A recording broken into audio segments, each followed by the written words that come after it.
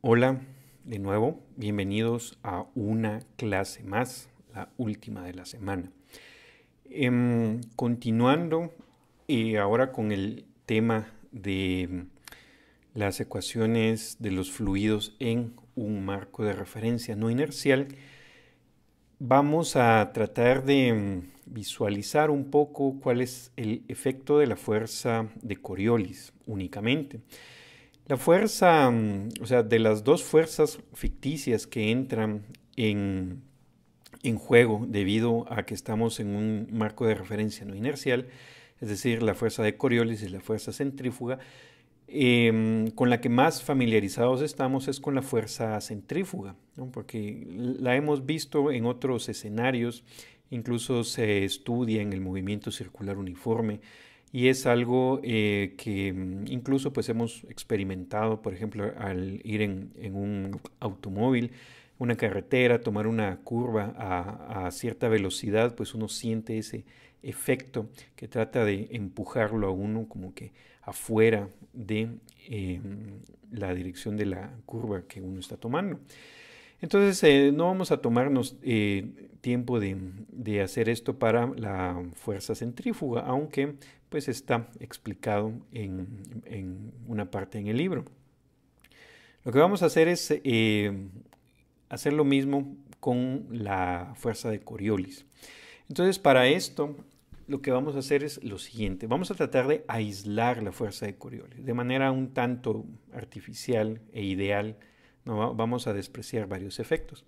Entonces para esto vamos a imaginar que lo que tenemos acá mostrado en esta figura que tomé del libro es la sección transversal de una especie de plato o disco que tiene una curvatura tal que tiene forma de parábola.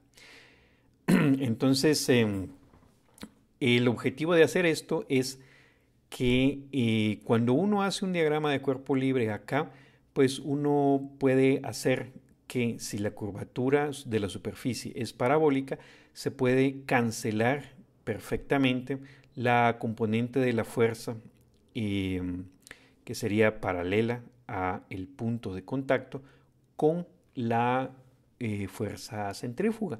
Y entonces uno podría tener un plato o una superficie parabólica girando a cierta velocidad y cuando uno coloca un objeto sobre la superficie, el objeto no rueda hacia abajo como uno esperaría, sino que se quedaría ahí donde uno lo coloca. Entonces, esto pues obviamente no sucedería si la superficie fuera plana. Si uno tiene un disco plano y uno coloca una esfera en un punto, la esfera pues por el efecto de la fuerza centrífuga va a tratar de irse hacia afuera.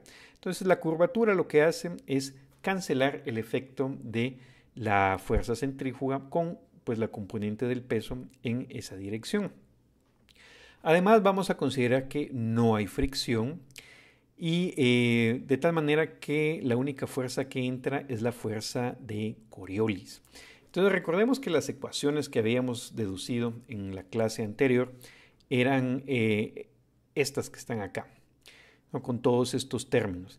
Entonces, otra simplificación obviamente es que vamos a analizar el movimiento de una partícula, no el de un fluido.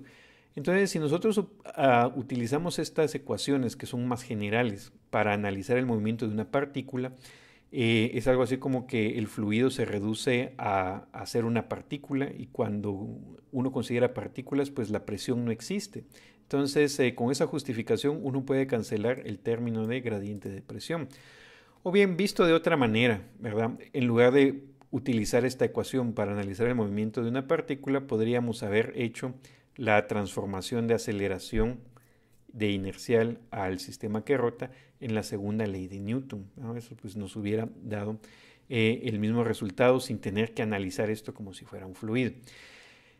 La idea a la que queremos llegar es a estudiar el movimiento de esta partícula en un marco de referencia que rota sin que haya presión, sin que haya gravedad, sin que haya fricción y sin que haya fuerza centrífuga. Es decir, que si hacemos todas esas simplificaciones, esta nuestra ecuación se reduce a esto que está acá. ¿no? Porque con todas las consideraciones que tomamos, el único término que sobrevive es este, el de Coriolis. Y entonces nos preguntamos, ¿qué pasa si a esta partícula que está en este sistema que gira y que está afectada únicamente por la fuerza de Coriolis, nos preguntamos cuál es ahora su movimiento bajo la acción de la fuerza de Coriolis? Entonces, hacemos todo esto para, como les decía, aislar el efecto de la fuerza de Coriolis y ver cuál sería su efecto en ausencia de cualquier otra fuerza.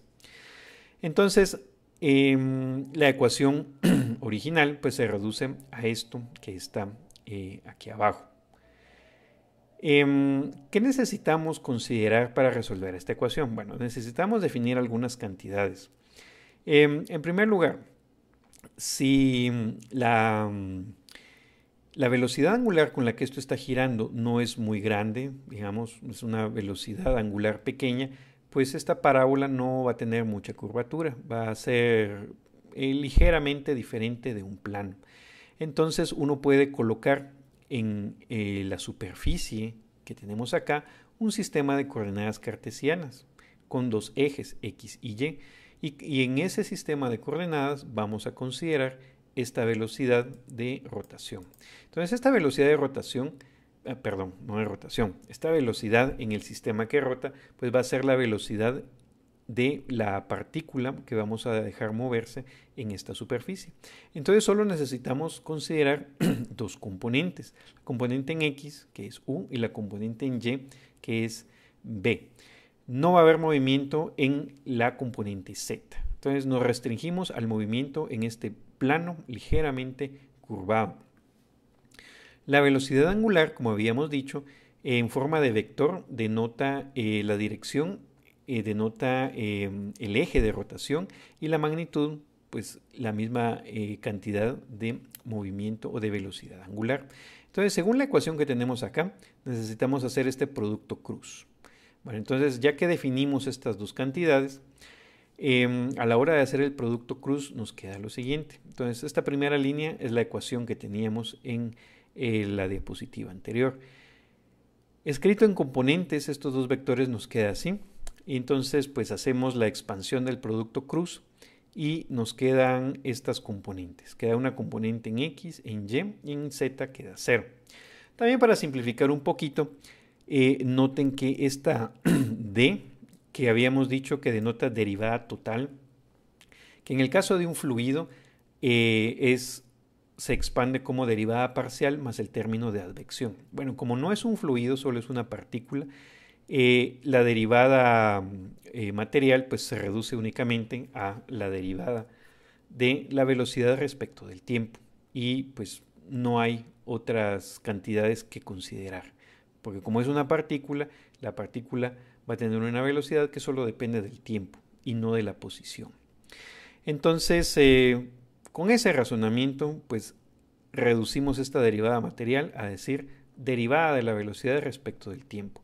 Y para hacer las cosas un poquito más sencillas de escribir, quitamos rot, pero sabemos que esta U es la velocidad de la partícula en el sistema que gira con la superficie parabólica que estamos considerando.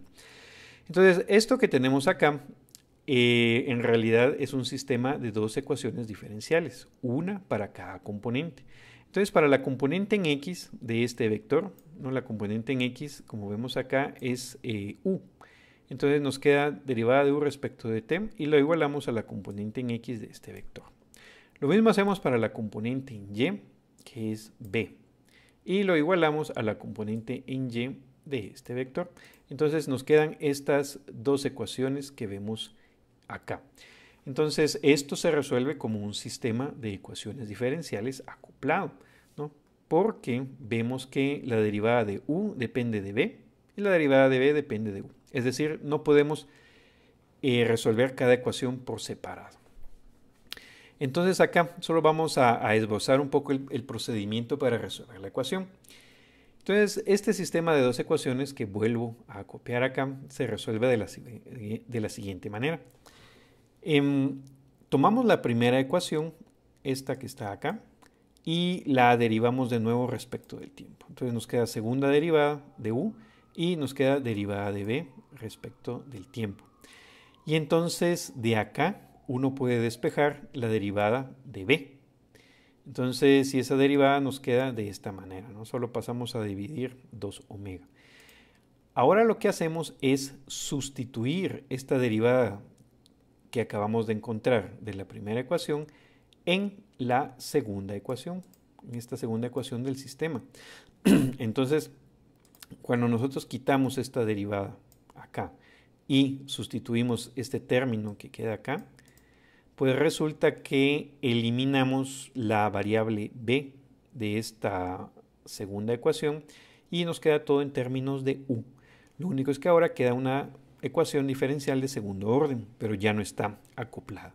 Y este tipo de ecuación ya nosotros lo reconocemos fácilmente. Es una ecuación que tiene la forma de la ecuación del oscilador armónico, ¿no? Segunda derivada de una cantidad más una constante por esta cantidad que derivamos igual a 0. Entonces inmediatamente podemos escribir cuál es su solución. La solución para u va a ser una constante por la función coseno por la raíz cuadrada de esta cantidad que queda aquí, que sería el término de frecuencia. Entonces nos queda 2 omega por t más otra constante que es un ángulo ahí de desfase. Entonces, estas dos constantes las hallamos a través de las condiciones iniciales del problema. Bueno, antes de hablar de condiciones iniciales, una vez que conocemos cuánto vale u, la velocidad, la componente en x de la velocidad en el sistema que rota, ahora podemos utilizar esta fórmula que está acá, perdón, no se ve bien, pero bueno, esta fórmula que está acá, porque dada u, solo le calculamos la segunda derivada, lo dividimos dentro de 2 veces omega y conocemos la velocidad. No, de hecho hay una forma más fácil y es... perdón, no hay que sustituir nada acá. Ahí me equivoqué. Regresando acá. Una vez que conocemos u, lo único que hacemos es utilizar esto en la primera ecuación. Y al calcularle la primera derivada, automáticamente podemos despejar de acá la otra componente de la velocidad, ¿sí? Entonces ahí, por favor, hay un lapsus ahí. No hay que usar esta parte, ¿sí? Entonces, una vez que conocemos u, de aquí nos vamos y utilizamos la primera ecuación donde solo calculamos la derivada de u y de acá podemos despejar la velocidad b. Entonces, una vez que tenemos eso, la velocidad b nos queda de esta otra manera. Y entonces ahora sí, ¿cuáles son las condiciones iniciales del movimiento? Bueno, las condiciones iniciales pues son arbitrarias, pero vamos a seleccionar algo que sea sencillo. Entonces vamos a suponer que la velocidad inicial u es 0, es decir, no se mueve inicialmente en la dirección x. Y la velocidad en la dirección y es así, es una v sub 0, es decir, le vamos a dar un pequeño empujón. Y la posición inicial es el origen, es decir, la partícula parte del origen con un pequeño empujón en la dirección positiva y. Entonces, con estas condiciones iniciales podemos encontrar que la constante phi es 0 y esta constante c pues resulta ser v sub 0 en estos dos casos. Y con esto podemos obtener las velocidades, tanto en u como en b. Si queremos obtener las posiciones, lo único que tenemos que hacer es recordar que la velocidad es la derivada de la posición respecto de t, y entonces, ya que sabemos u y b, lo que habría que hacer es volver a integrar esto para encontrar las posiciones. Entonces, una vez que encontramos las posiciones, nos queda de esta manera. Notemos algo bien importante. Uno es la amplitud del movimiento, es v sub 0 sobre 2 veces la frecuencia. Y además, la frecuencia del movimiento, tanto en X como en Y, es 2 veces la velocidad angular de rotación. Para entender qué significa esto, pues lo que habría que hacer directamente es graficar la solución. Bueno, nosotros graficamos la solución, nos damos cuenta que la trayectoria es un círculo perfecto en donde el centro está sobre el eje X. Entonces nosotros liberamos la partícula K en el origen y esta partícula empieza a describir una trayectoria circular. La frecuencia con la que se mueve es 2 veces la velocidad angular con la que gira la superficie en la que se encuentra. Y entonces este sería el efecto de la fuerza de Coriolis. Una fuerza de Coriolis lo que hace es tratar de que las partículas se muevan en trayectorias circulares. Y entonces podríamos comparar a la fuerza de Coriolis con el efecto que tiene un campo magnético sobre una partícula cargada. Es básicamente el mismo efecto. Y eso es debido, voy a regresar acá, a que la fuerza es un producto cruz similar a la fuerza de Lorentz, que es QB cruz B, ¿verdad? El producto cruz entre la velocidad y el campo magnético. Entonces acá, pues es básicamente la misma forma matemática y entonces obtenemos pues un movimiento similar. Entonces es como que si la fuerza de Coriolis actuara como una especie de campo magnético, haciendo que la partícula tenga trayectorias circulares.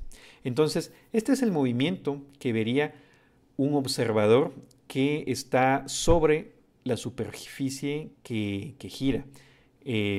Regresando al ejemplo del carrusel, ¿no?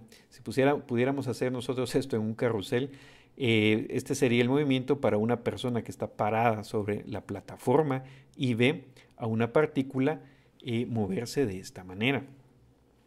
Entonces, este sería el movimiento en el sistema que rota. Entonces, ahora lo que vamos a ver es cómo se ve el movimiento desde el sistema inercial, es decir, para una persona que desde afuera ve girar la plataforma en donde se mueve esta partícula. Entonces, ¿cuál es la ecuación del movimiento? Entonces, acá vamos a utilizar esta fórmula que dedujimos en la clase de ayer, que es la aceleración de la partícula vista en el sistema inercial en términos de las cantidades en el sistema que rota.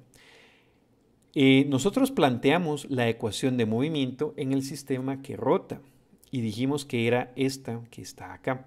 Entonces lo que vamos a hacer es sustituir este término de aceleración en el sistema que rota utilizando esta fórmula de aquí arriba. Y entonces eliminamos esta aceleración en el sistema que rota para que nos quede la aceleración en el sistema inercial. Cuando nosotros hacemos eso, lo que obtenemos es este término que está acá. Otra forma de verlo, si quisiéramos, es que en lugar de pensar que despejamos este término de acá, de esta ecuación, para sustituirlo en la de abajo, es pensarlo al revés, que es más sencillo todavía. Tomamos este término de aceleración y lo sustituimos en la ecuación de aquí arriba. Entonces ahí podemos ver inmediatamente que cuando sustituimos este término por esto que está acá, al colocar esto acá adentro, pues se cancela con este término, ¿no? Porque este tiene signo menos y este tiene signo más. Y entonces lo único que queda es este término que está acá. Que uno diría, este es el término de la fuerza centrífuga. Sí, pero mucho ojo. El hecho de que acá nos haya quedado que la aceleración en el sistema inercial coincida con ser el término de fuerza centrífuga no quiere decir que ahora haya fuerza centrífuga, porque recordemos que desde el inicio nosotros le dimos la curvatura parabólica a la superficie para calcular la fuerza centrífuga. Así que nosotros no podemos interpretar ahora que este es el término de fuerza centrífuga. Ese es el término de la fuerza que experimentaría la partícula vista desde el sistema inercial, pero no la podemos asociar y decir directamente que es la fuerza centrífuga porque la eliminamos al darle una curvatura parabólica a la superficie en la que está colocada. Entonces, lo que tenemos acá es únicamente, esta es la aceleración en el sistema inercial y es igual a este doble producto cruz que tenemos acá. Entonces, si hacemos lo mismo, nos damos a la tarea de calcular esta cantidad, ¿qué es lo que nos queda? Bueno, R es el vector posición, que solo consideramos que tiene componentes en X y en Y. Entonces, el primer producto cruz, pues es sencillo, entre el vector velocidad angular y la posición, y nos queda esto. Luego, el segundo producto cruz, tomamos otra vez velocidad angular y producto cruz con lo que acabamos de obtener acá. Entonces, otra vez, al expandir el producto cruz, nos queda esta parte. Esto, cuando lo separamos en las dos componentes de la ecuación de movimiento, pues nos quedará que la componente en X, ¿no? Que sería esta, la derivada de la componente en X. Acá sí le voy a dejar el in de inercial para tener en mente que estas son las velocidades o la velocidad en el sistema inercial. Entonces, la derivada de U respecto de t resulta que es esta primera componente. Y la componente en Y sería la velocidad de la derivada de B, sería igual a este otro término que está acá. Entonces, de manera similar, nos queda un sistema de dos ecuaciones diferenciales, pero notemos que es diferente, porque acá involucra la posición. En el caso anterior, involucraban solo las velocidades. Entonces, ¿cómo resolvemos este sistema? Bueno, acá lo más sencillo que notamos es ver que pues, es más fácil expresar la velocidad en términos de la derivada de la posición. Entonces, si la velocidad es la derivada de la posición, y acá estamos volviendo a calcular la derivada, lo que en realidad tenemos es la segunda derivada de la posición respecto del tiempo. Igual para la componente B. Entonces, B es la derivada de Y respecto de t, y con una derivada más que estamos tomando aquí, nos queda segunda derivada. Y entonces, a primera vista uno diría, ajá, tenemos un sistema de ecuaciones diferenciales otra vez, pero acá realmente no tenemos un sistema. Aquí solo tenemos dos ecuaciones independientes. Vean que la primera solo depende de X y la segunda solo depende de Y. Entonces, no es un sistema de ecuaciones, son dos ecuaciones y cada una la resolvemos independiente de la otra. Lo que es más es que vemos que, de nuevo, este tipo de ecuación es del mismo tipo que el oscilador armónico. Es decir, segunda derivada más una constante por la cantidad que estamos derivando. Entonces, inmediatamente, otra vez escribimos las soluciones. Las condiciones iniciales que vamos a utilizar acá son las mismas. Es decir, la velocidad en X es 0, la velocidad en Y tiene cierto valor y partimos del origen, ¿no? Es decir, en t igual a 0, tanto X como Y son 0. Y las soluciones son las siguientes.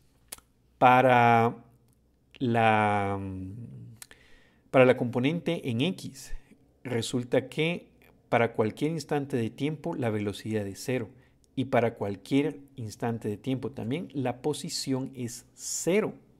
Es decir, que esta ecuación que está acá, claro, cuando escribimos la solución queda en términos de las constantes, pero cuando encontramos las constantes resulta que todo es 0.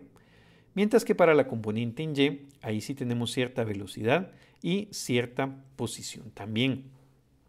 Entonces, claro, acá yo estoy siendo muy, me estoy saltando todos los detalles matemáticos que yo les recomiendo a ustedes que lo hagan, porque de nuevo, es la manera en la que uno termina entendiendo todo perfectamente.